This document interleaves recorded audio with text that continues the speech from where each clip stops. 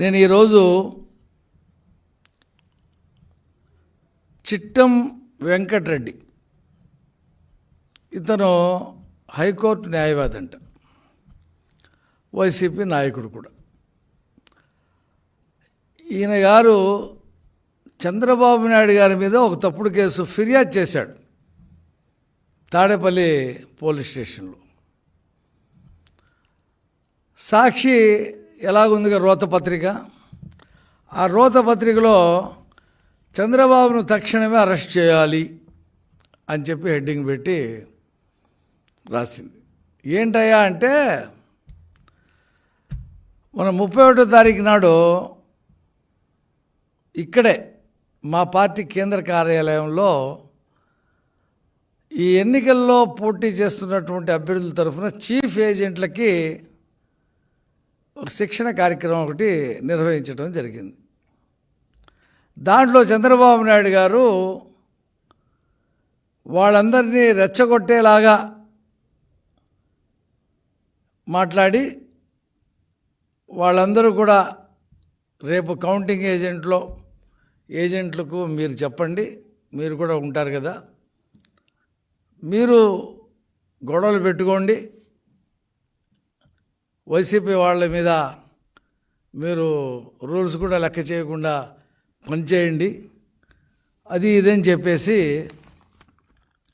చెప్పాడంట.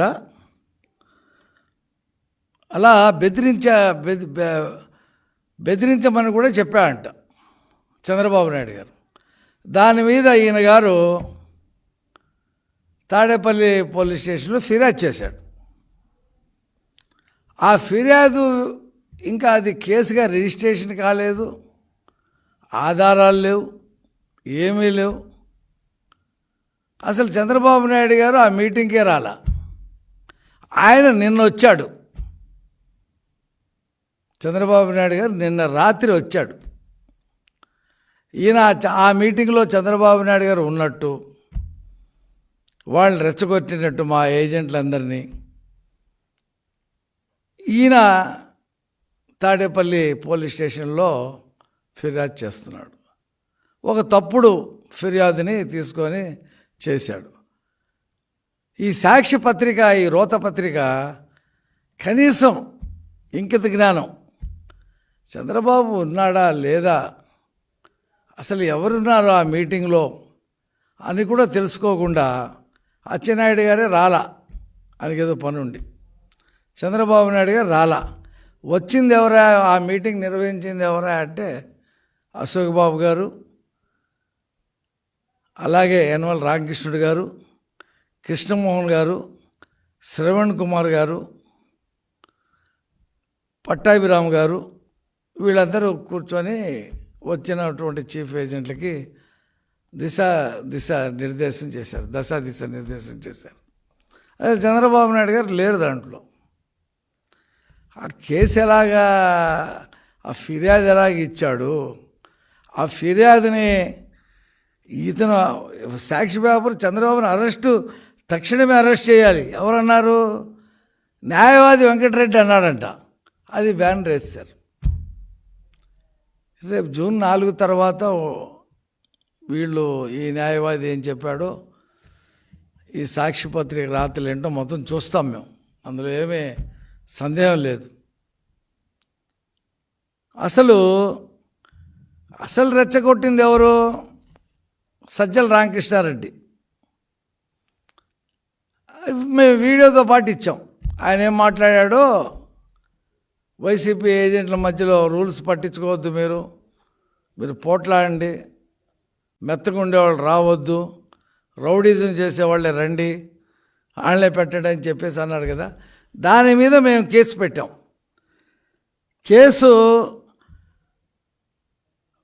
Act 153A 505 clause 2 125 కింద case నమోదు చేశారు. సాక్ష్యాలు కూడా కొన్ని ఇతర ఇన్వెస్టిగేషన్ కూడా స్టార్ట్ చేశారు. తాడేపల్లి పిఎస్లోనే ఇచ్చాం మేము. విట్నెస్లు ఏమైనా ఉన్నారా ఏంటని చెప్పేసి మాకు వాళ్ళు ఫోన్లు చేశారు. మేము ఆ ప్రాసెస్ చేస్తూ ఉన్నాం. ఇది ప్రముఖంగా వచ్చింది, వణుకు స్టార్ట్ అయింది సజ్జల రామకృష్ణారెడ్డికి వైసీపీకి మీరు రూల్స్ లెక్క చేయవద్దు, మీరు ఇష్టం వచ్చినట్టు ప్రవర్తించండి అని చెప్పటం అంటే ఎన్నికల నిబంధనల్ని ఉల్లంఘించటమే. కేసే రిజిస్టర్ అయిపోయింది. రేపు 4వ తారీఖు ప్రభుత్వం మారిపోతుంది కదా. మారిపోయిన తర్వాత మొదట అరెస్టు బహుశా సజ్జలకే ఉండొచ్చేమో. తాడేపల్లి పిఎస్ ఎవరు ఇప్పుడు పోలీసులు మా మాట వింటలేదని చెప్పి ఏడుస్తున్నారు కదా. కాబట్టి దానికి ఏం చేశారు, కౌంటర్కి చిట్టం వెంకటరెడ్డిని పంపించారు. ఏదో తప్పుడు ఫిర్యాదు, రోత వార్తలు. ఇంకెన్ని రోజులు ఉంది, ఇవాళ ఆదివారం, మధ్యలో సోమవారం. 4వ తారీఖు నాడు 11 గంటలకి మీ సినిమా అయిపోద్ది. మీరు రెడీగా ఉండండి. మీరు ఇక మీ చేతిలో పేపర్ ఉందని చెప్పేసి ఇష్టం వచ్చినట్టు వార్తలు రాస్తారు. మేము ఆల్రెడీ ప్రెస్ కౌన్సిల్కి ఫిర్యాదు చేశాం ఈ వార్త మీద. అది ఒక పెద్ద రోత పత్రిక, తప్పుడు పత్రిక, అది అవినీతి పుత్రిక. అది దాని సంగతి తెలుస్తాం. రేపు గవర్నమెంట్ మా చేతికి వస్తుంది. వచ్చిన తర్వాత దీనికి ఎన్ని వేల కోట్ల రూపాయలు యాడ్లు ఇచ్చారు, వాలంటీర్లకి సాక్షి పేపరు ఎలాగా చేసి గవర్నమెంట్ డబ్బులతో కొనిపించారు. ఢిల్లీ కోర్టులో కేసు ఉంది, అది జడ్జిమెంట్ కూడా వచ్చింది దాని మీద. ఇవన్నీ కూడా లాగుతాం, ఏం వదిలిపెట్టేదేం లేదు. రెడీగా ఉండాలా. ఇంకా మీ సునకానందం 2 రోజులు ఎవరినో పెట్టుకొని సర్వే చేయించుకున్నారుగా, 2-3 పెయిడ్ ఛానల్స్తో. దాంట్లోనే ఆనందపడతా ఉండండి. మేము చేసే పని మేము చేస్తున్నాం. ప్రజలు ఆల్రెడీ తీర్పు ఇచ్చేశారు. మీ నియంతృత్వానికి, మీ అరాచకానికి, మీ అవినీతికి, మీ మోసాలకి ఆల్రెడీ ఇచ్చేశారు. అదేం ప్రాబ్లం లేదు.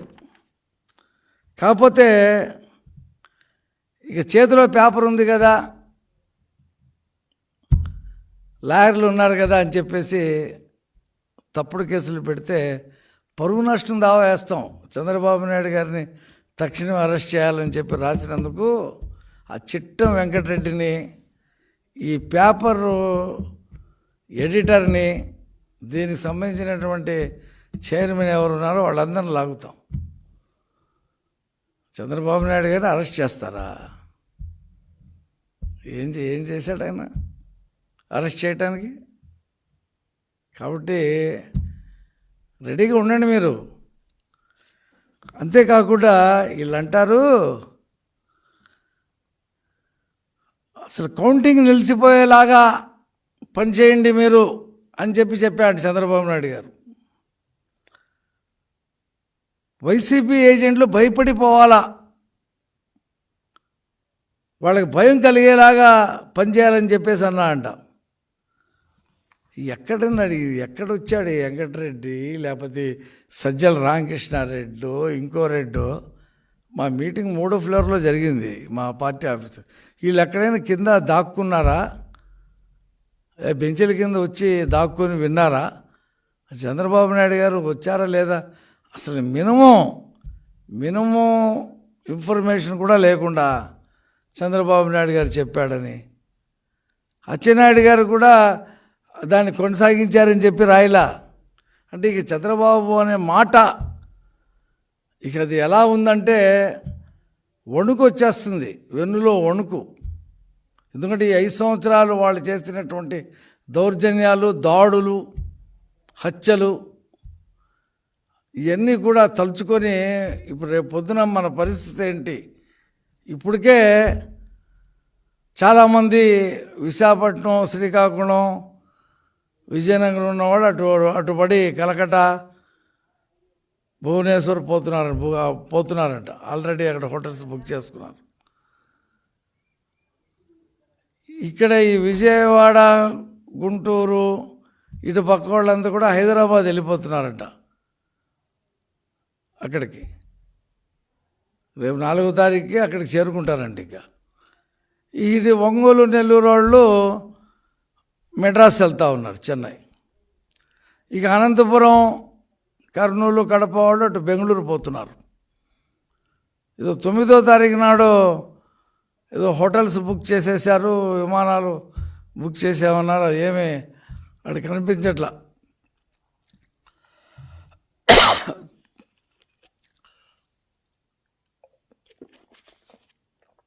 తొమ్మిదో తారీఖు నాడు చంద్రబాబు నాయుడు గారు ముఖ్యమంత్రిగా అమరావతిలో ప్రమాణ స్వీకారం చేయటం ఖాయం. విశాఖపట్నంలో కూడా జగన్మోహన్ రెడ్డి ప్రమాణ స్వీకారం చేస్తాడు. ఎలాగా? ప్రతిపక్ష నాయకుడుగా. అవి కూడా వస్తాయో తెలియదు. వస్తే ప్రతిపక్ష నాయకుడుగా విశాఖపట్నంలో వీళ్ళు చెప్పిన ముహూర్తం ప్రకారంగా అక్కడికి వెళ్ళి ఆ బీచ్లోనూ ఎక్కడో ప్రమాణ స్వీకారం చేస్తాడేమో. మరి ఆ పేటీఎం బ్యాచ్ అంతా అక్కడికి వెళ్తారనుకుంటా ఆ ప్రమాణ స్వీకారం చూడటానికి. అదే జరిగేది, ఇంక అంతకు మించి జరిగేదేం లేదు.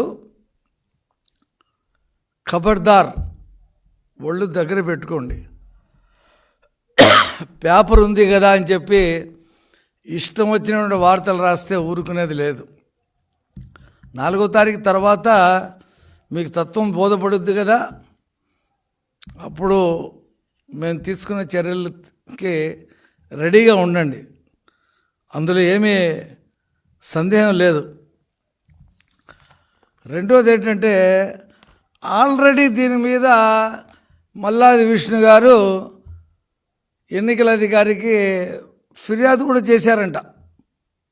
మరి ఏం ఆధారాలు ఉన్నాయో, ఏ ఆధారాలతో ఫిర్యాదు, చిట్టం వెంకటరెడ్డి చెప్తా ఉన్నాడు. మొత్తం ఏ ఆధారం నేను డిమాండ్ చేస్తూ ఉన్నా. చంద్రబాబు నాయుడు గారు మా పార్టీ ఏజెంట్లతో, చీఫ్ ఏజెంట్లతో సమావేశంలో పాల్గొన్నట్టు కానీ, మాట్లాడినట్టు కానీ, ఒక వీడియో కానీ, ఒక ఫోటో కానీ,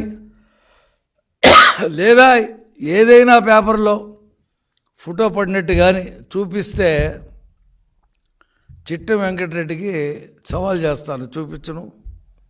మీ పేపరే ఆ రోజు ఎందుకు రాయలేదు? మీ పేపర్లోనే ఆ వార్త వచ్చుగా. అంటే ప్రతిదానికి కౌంటర్, ప్రతిదానికి చేతిలో అధికారం ఉంది కదా, పోలీసులు ఉన్నారు కదా, డబ్బు ఉంది కదా అని ఇన్నాళ్ళు ప్రతిదానికి. ఇప్పుడు కూడా నిన్నటి వరకు పోలీసులను వాడుకున్నారు, ఇవాళ పోలీసులను విమర్శిస్తూ ఉన్నారు. ఎన్నికల అధికారి మీద, ఎన్నికల సంఘం మీద మాట్లాడటం.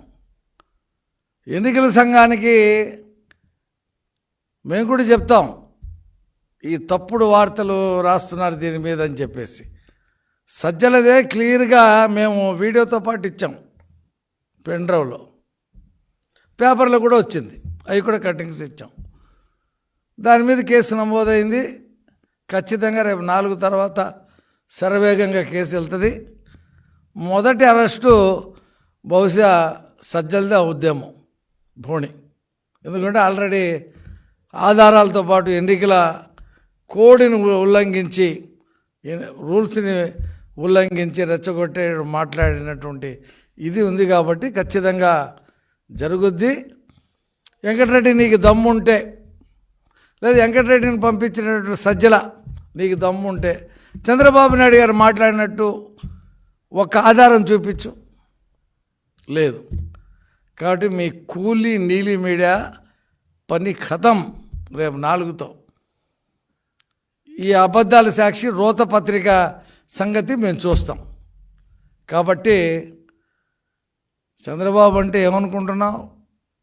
చంద్రబాబు అంటే ఏంటో రేపు 4, అంతకుముందున్న చంద్రబాబు కాదు. ఈసారి మీరు చేసినటువంటి వేలాది తప్పులు, 100 తప్పులకే శిశుపాలుడికి శిరస్సు వధించాడు ఆ రోజున కృష్ణుడు. మీరు వేలాది తప్పులు చేశారు కాబట్టి చాలా పెద్ద చర్యలు తీసుకోవాలా. రెడీగా ఉండండి, అందులో సందేహం లేదు.